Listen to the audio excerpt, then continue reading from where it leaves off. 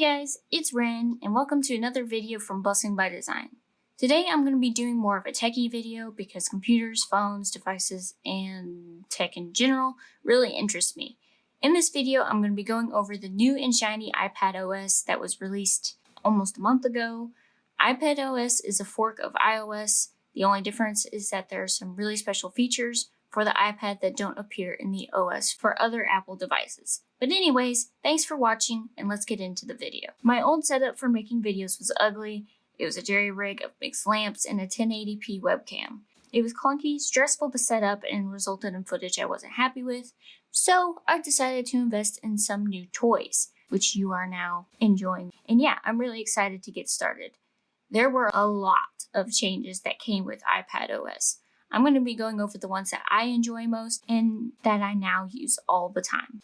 By no means is this an exhaustive list of all the new features. That would turn into a really long video, but I'll leave a link to one such video that I enjoyed in the description. First off is side-by-side in multiple instances.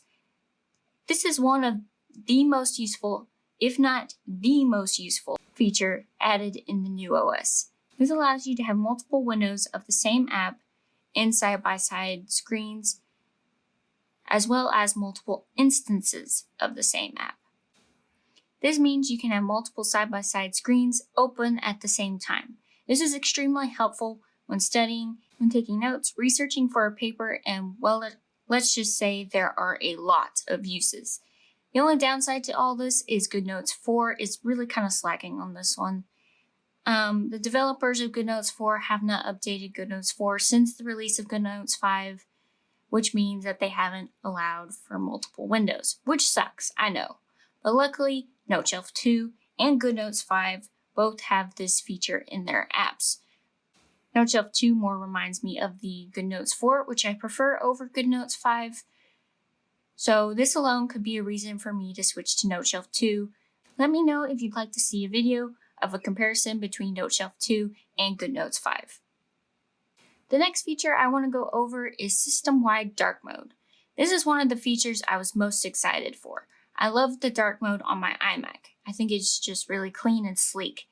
I also like to keep things consistent across my devices, or at least as consistent as I can. Consistent in screen color, app layout, and even background.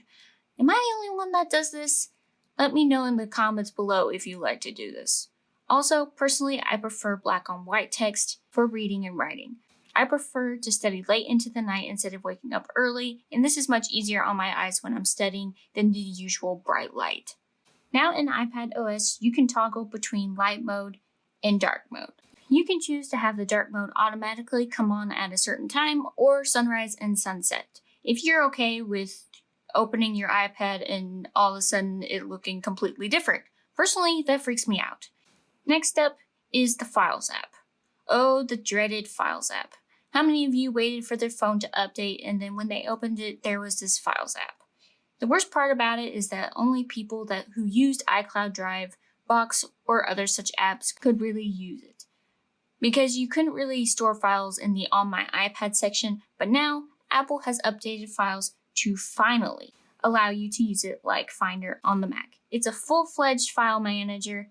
It allows you to save files to the On My iPad section, add folders to it, and also has a new view that reflects the view that I like to use the most on my iMac.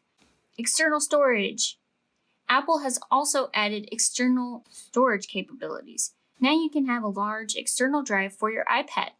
This iPad has 256 gigs of storage, so I'll just use a small USB for current classes I'm working on. With some larger drives, you may need a USB converter that has a Lightning or USB-C port in it as well. Because larger drives won't get enough power from just the USB converter. You'll get this little pop-up if it doesn't. This converter here is for my older iPad. As you can see, it's for a ye olde Lightning connection. And on the other side, it has a USB port and another ye olde Lightning connection. This connection would be used for more power if I was using a larger drive like this one. But my little rinky-dink 2 gig USB works just fine without it. And as you can see, drives and USBs show up on the side here as a disk, as it kind of does on Mac. Next up is mice. Next up is mouses. Next up is the ability to use a mouse on your iPad. Now this is more of a fun one than anything. I don't really think that having a mouse connected to your iPad enhances it in any way. It's just really cool and fun to see a little pointer from a mouse moving around on an iPad screen. Also, the mouse doesn't act like it does on a Mac. The iPad reacts to the mouse the same way as it would your finger. This is the mouse that I'm using. It's a relatively cheapo Logitech wired mouse. I've also seen this work with Bluetooth mice. I just don't have any Bluetooth mice. But yeah, this one works pretty great. So to set up your mouse to your iPad, you go into Settings, Accessibility, Assistive Touch or Touch. But wait, before you turn on Assistive Touch, you plug in your mouse with the USB adapter. Then turn on Assistive Touch, and there you go. You can now impress your friends with a nifty little iPad pointer. You can also change the size of the pointer to make it bigger, which looks really ridiculous. Look at that. That's huge. Or you can make it smaller. You can also make it much easier to activate your little mouse than going into settings every single time. You can do this one of two ways. You can make it a widget in this little drop-down menu right here, or you can get fancy and do what I did.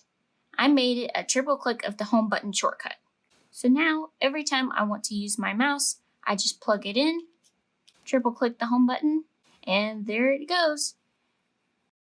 I hope you enjoyed it, and maybe some of these things will help you with your venture into the unknown in iPadOS. Again, all these things you saw me use in this video will be linked in the description down below, as well as a video that details some more of the features in iPadOS if you'd like to check that out. Please give this video a like if you enjoyed it. Of course you enjoyed it, as likes always help we small channels to get recommended to others.